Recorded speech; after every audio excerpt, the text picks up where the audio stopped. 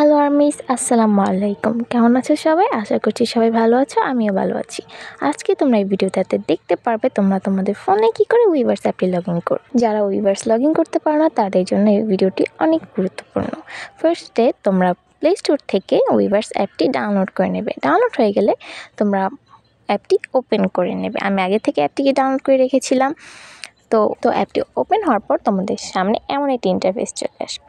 নিচে দেখবা join login লেখা নামে একটা অপশন আছে, তোমরা সেখানে চাপ দিয়ে দেবা।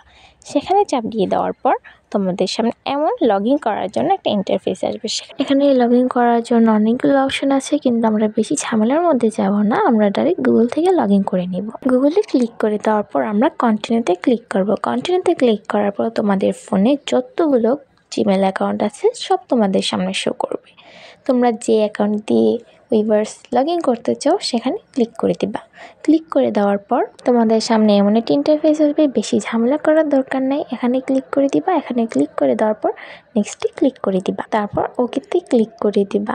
ওকেতে ক্লিক করে দেওয়ার পর তোমাদের সামনে আবার এমন একটি ইন্টারফেস আসবে। তারপর এখানে নিচে একটা ওকে লেখা নামে একটা অপশান আছে, তারপর এই ওকেতেও ক্লিক করে দিবা।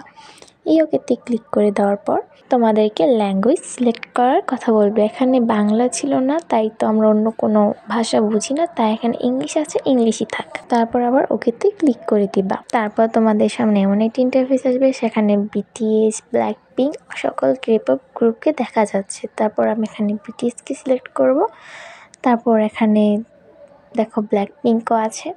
তো তোমরা যদি কোনো গ্রুপে অ্যাড হতে চাও, যদি এখানে শো না করে, তাহলে পরে সার্চ অপশন আছে, সেখান থেকে সার্চ করে তোমরা যে গ্রুপটাতে অ্যাড হতে চাচ্ছ সেখানে চাপ দিয়ে দিবা। তারপর নিচে জয়েন্ট কমিউনিটি লেখা নামে একটা অপশন আছে, সেখানে চাপ দিয়ে দিবা।